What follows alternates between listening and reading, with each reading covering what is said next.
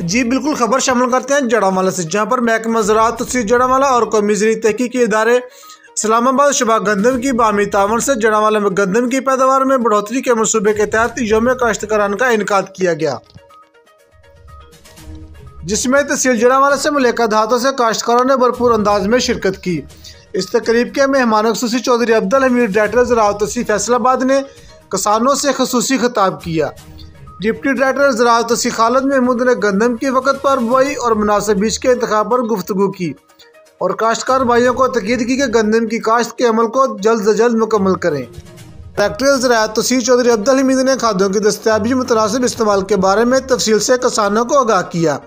और project director doctor यकूब ने गंदम की पैदावार में बढ़ोतरी के मनसूबे के मुख्तलिफ पहलुओं पर रोशनी डाली।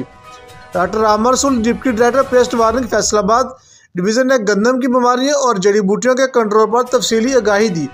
इस मौके पर ज़िम्मेदारों और सियासी समाजी रहनुमाओं की कसीर तादाद ने शिरकत की।